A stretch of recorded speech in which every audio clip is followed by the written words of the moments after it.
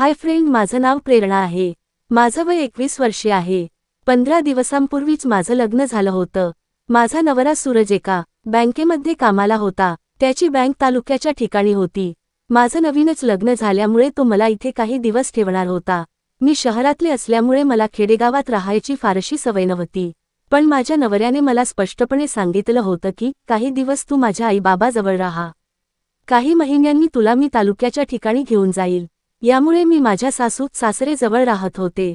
माझा नवरा सकाळीच 9 वाजता कामाला जात असे व संध्याकाळी 6 वाजता घरी येत असे. माझे सासू-सासरे दिवसभर शेतामध्ये जायचे आणि 4-5 वाजता घरी यायचे.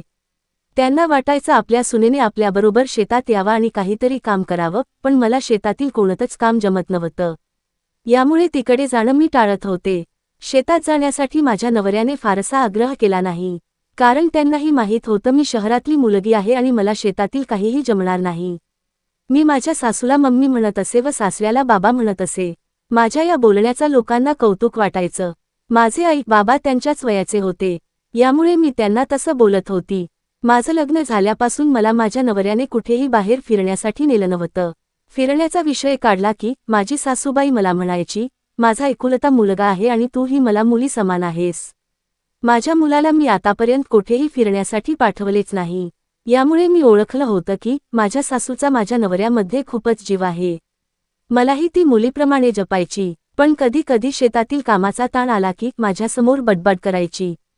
तिचं हे बोलणं माझ्या सासऱ्यांना समजल्यावर ते तिला खूप समजावून सांगायचे आणि म्हणायचे, नवखी पोरगी आहे ती. तिला काय जमणार आहे कामाचं? माझे नवीन लग्न झाल्यामुळे आमच्या वैवाहिक जीवनाचा आम्ही दोघेही खूप आनंद घेत होतो, पण माझा नवरा सुट्टीच्या दिवशी मला अजिबात रिकामा सोडत नसायचा. सुट्टीच्या दिवशी तो माझे सासू-सासरे शेतात जायची वाट पाहायचा आणि दिवसभर घरी थांबून खूप मजा करून घ्यायचा. एकदा सुट्टीचा दिवस असूनही माझी सासू शेतात लवकर गेलीच नाही. कारण ती थोडी आजारी होती. दुपारपर्यंत माझ्या नवऱ्याने ती जाण्याची वाट पाहिली, पण ती आजारी आहे समजल्यावर तो थोडा नाराज झाला होता.